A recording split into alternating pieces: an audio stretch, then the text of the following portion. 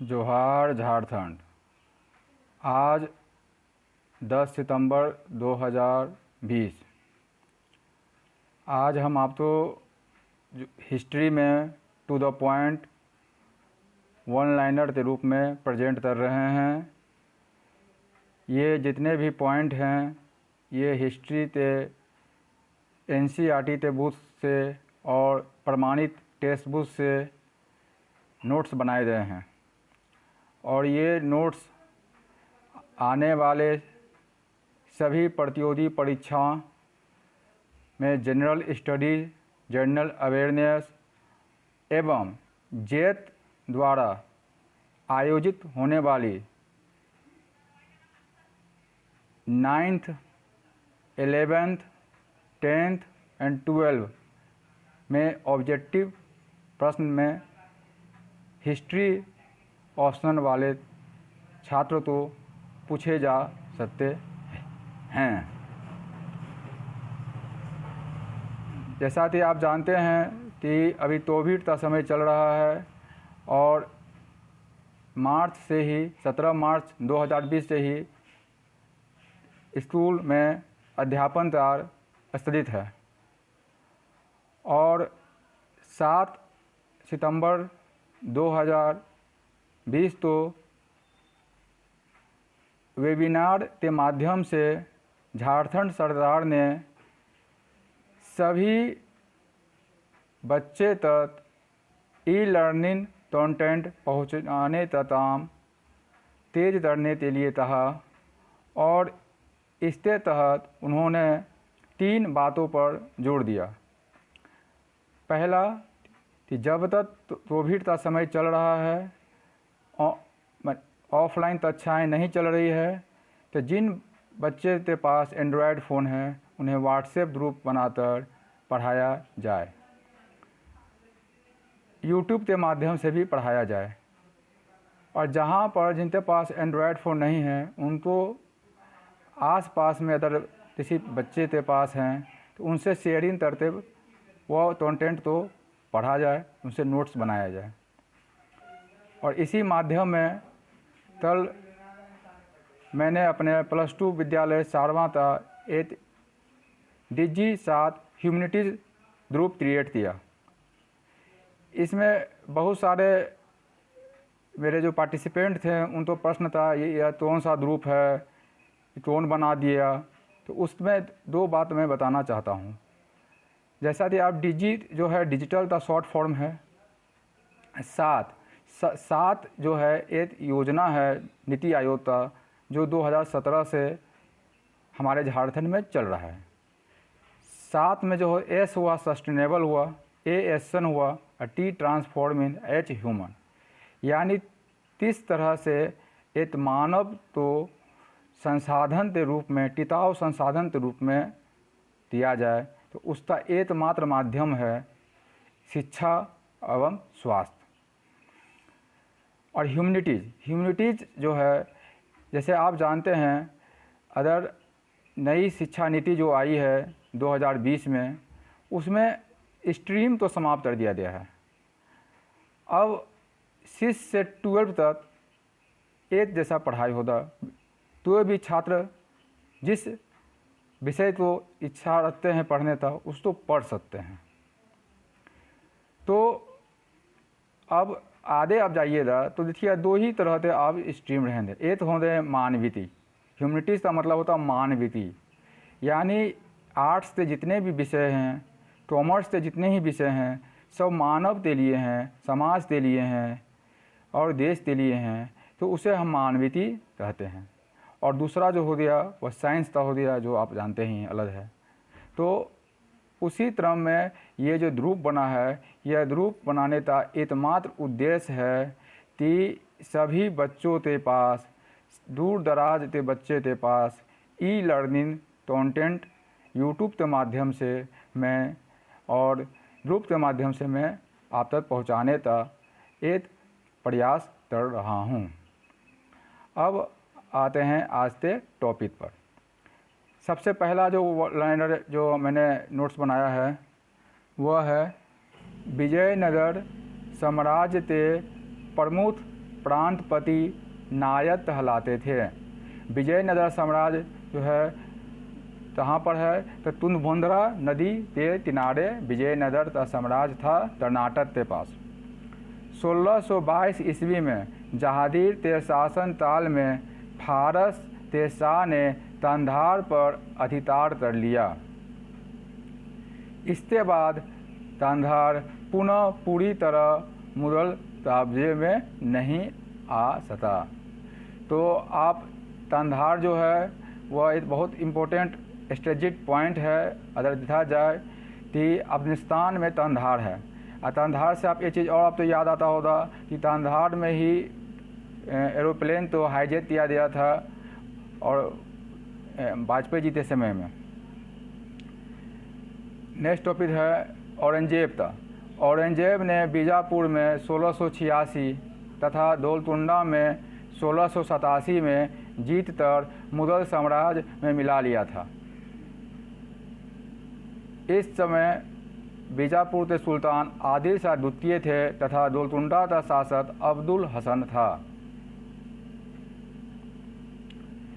पानीपत का तृतीय युद्ध शाह आलम के शासन काल में हुआ 1761 ईस्वी में।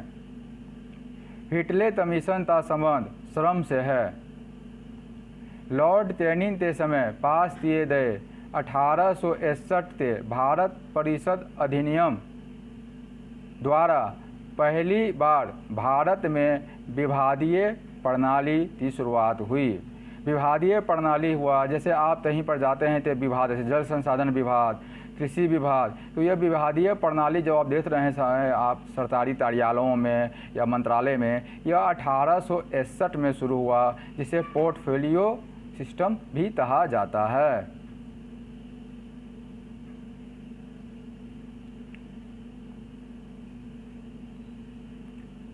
मोपला विद्रोह 1921 में केरल के मालाबार में हुआ। ये आधुनिक भारत का हम कह सकते हैं कि सबसे बड़ा विद्रोह था जो केरला में हुआ। 1918 में बीपी वाडिया द्वारा गठित मद्रास मजदूर संघ भारत का पहला आधुनिक मजदूर संगठन था। अब अभी आप देखते हैं मजदूर संघ का नाम सुनते होंगे, श्रमिक संघ का नाम सुनते होंगे, तो भारत का जो पहला अगर आधुनिक मजदूर संगठन था तो वो बीपी वाडिया के द्वारा 1918 में बनाया गया। बाबा रामचंद्र ने प्रतापगढ़ के समीपवर्ती क्षेत्रों में किसानों को संगठित किया था। अक्टूबर 1920 को बाबा के प्रयास से अवध किसान सभा का गठन किया गया। तो बाबा रामचंद्र जो थे वो किसानों को संगठित किए थे और पहल अवध में जो सबसे पहला किसान सभा बनाए थे तो बाबा रामचंद्र के द्वारा ही बनाए गए थे। The associate press of India, जिसका गठन 1905 में हुआ, वह भारत की पहली राष्ट्रीय समाचार एजेंसी बन गई। तो अगर आप अभी आप देखते हैं न्यूज़ में देखते होंगे ANI, तो ANI क्या है? Associate news of India. तो ऐसा ही the associated press of India जो है 1905 में बना। समाचार एजेंसी के द्वारा ही समाचार पत्र का प्रकाशित होता है और उस पर नियमबंद और उपनियम बनते हैं। बाल विवाह को निरुत्साहित करने हेतु बेहराम जी मालाबारी एवं केशव चंद्र सेन ने विशेष प्रयास किए थे। इन्हीं के प्रयास से 1891 में एज ऑफ कंसेंट एक्ट पारित किया गया। बंगाल विभाजन के आक्रोश के रूप में शुरू हुए स्वदेशी आंदोलन 1905 ईस्वी में किसानों एवं ग्रामीणों की भूमिका नहीं थी। ये आंदोलन 1908 तक चला। तो बंगाल विभाजन आप देख रहे हैं, स्वदेशी आंदोलन आज के समय भी, कोरोना के समय भी आप देख रहे हैं न्यूज़ में आ रहा है कि स्वदेशी अपनाइए और आत्मनिर्भर बनिए। तो उसी क्रम में जो है बंगाल विभाजन जो हुआ वह बहुत बड़ा भूमिका था राष्ट्रीय आंदोलन में, जो 1908 तक चला।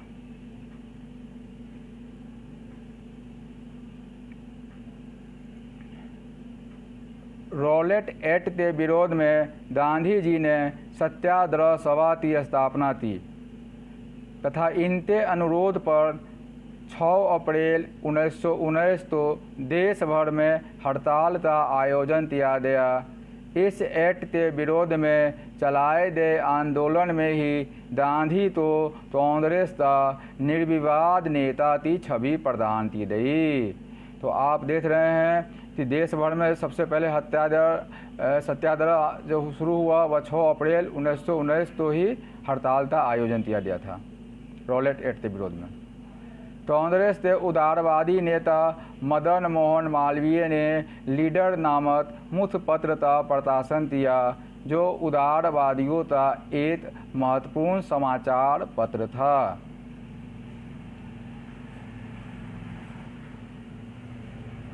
MS आने ने नेहरू रिपोर्ट 1928 तैयार की थी। लिबरल फेडरेशन का प्रतिनिधित्व SS आने ने किया था। असहयोग आंदोलन चलाने की प्रेरणा देने वाले तत्कालीन कारण खिलाफत के प्रति अन्याय था।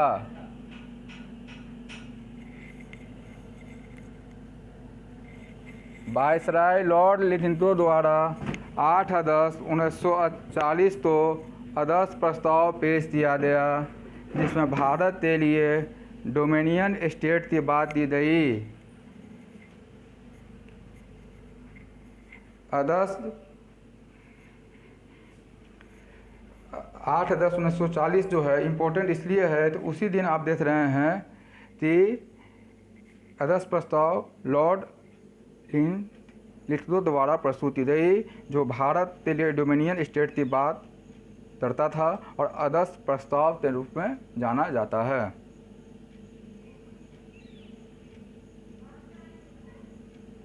बेबल योजना का ठोस परिणाम शिमला सम्मेलन का बुलाया जाना था। चट्टान काट कर निर्मित कैलाश का प्रसिद्ध मंदिर एलोरा में है, जो महाराष्ट्र राज्य में है। बौद्ध मठ शैलेंद्र चूड़ामणि बिहार को पाल राजा देवपाल ने भूमि दान दिया था। एक विशाल बौद्ध विहार का स्थल सोमपुर पूर्वी बिहार में था। पूर्व मध्यकाल में डाहल तलचोड़ी का क्षेत्र था। दिल्ली सल्तनत में एक चांदी का टका 48 जितल के बराबर था। 1296 ईस्वी में मंगोलों ने दिल्ली पर आक्रमण किया। 1336 में हरियर और बुत्ता प्रथम ने विजयनगर साम्राज्य की स्थापना की। 1398 ईस्वी में तुगलक वंश का अंतिम शासक नासिरुद्दीन मोहम्मद के समय तैमूर लंग ने दिल्ली पर आक्रमण किया।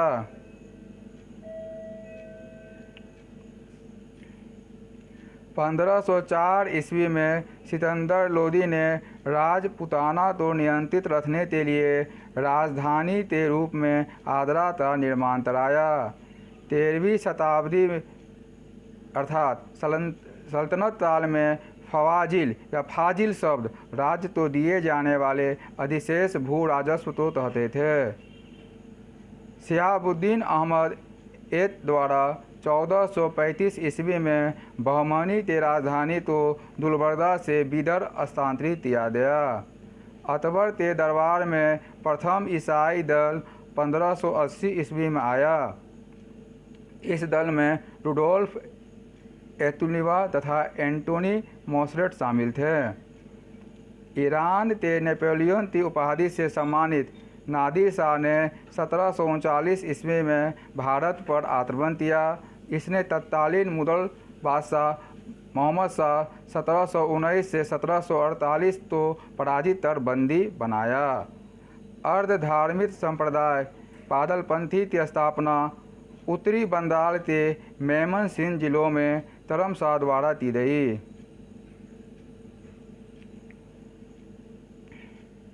श्रीमती एनी बेसेंट द्वारा 1898 में स्थापित सेंट्रल हिंदू कॉलेज 1916 में मदन मोहन मालवीय के प्रयासों से बनारस हिंदू विश्वविद्यालय बना। 1851 में स्थापित रहनुमाई मजादिसाना सभा के संस्थापकों में नौरोजी फरदौनजी, दादा भाई नौरोजी, एस बंदाली शामिल थे। पूना के प्लेस समिति के अध्यक्ष रेंड की हत्या चित्पावन ब्राह्मण दामोदर चापेकर द्वारा 22 जून 1897 में की गई। इस हत्या तो किसी यूरोपीय की भारत में पहली राजनीतिक हत्या माना जाता है। CR दास और मोतीलाल नेहरू के नेतृत्व में 1923 में गठित स्वराज दल ने चुनावों के द्वारा विधान मंडलों में प्रवेश कर 1919 के अधिनियम में दिए गए सुधारों के खोखलेपन को उद्घाटित करने का प्रयास किया।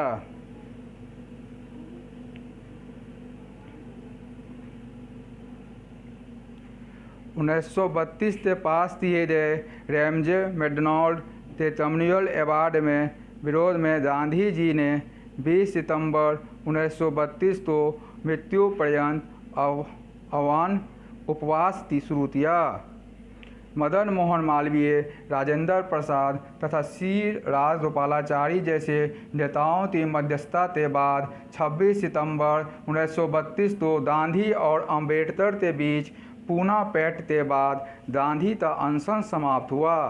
इस पैक्ट के बाद दलितों के लिए पृथक निर्वाचन व्यवस्था को समाप्त कर विभिन्न प्रांतीय विधान मंडलों में दलितों के लिए 148 सीटें तथा केंद्रीय विधानमंडल में 18% सीटें आरक्षित कर दी गई। 1930-31 तक चले सविनय अवज्ञा आंदोलन के दौरान महाराष्ट्र, कर्नाटक और सेंट्रल प्रोविंसेस में वन नियमों के विरुद्ध वन सत्याग्रह चलाया गया। वन को जीविकोपार्जन का साधन मानने वाले आदिवासियों ने अंग्रेज का वन नियमों का अवहेलना कर विद्रोह किया। संध्या, युगांतर और ताल समाचार पत्रों ने स्वतंत्रता संग्राम के ताल में क्रांतिकारी आतंकवाद की वकालत की। धन्यवाद।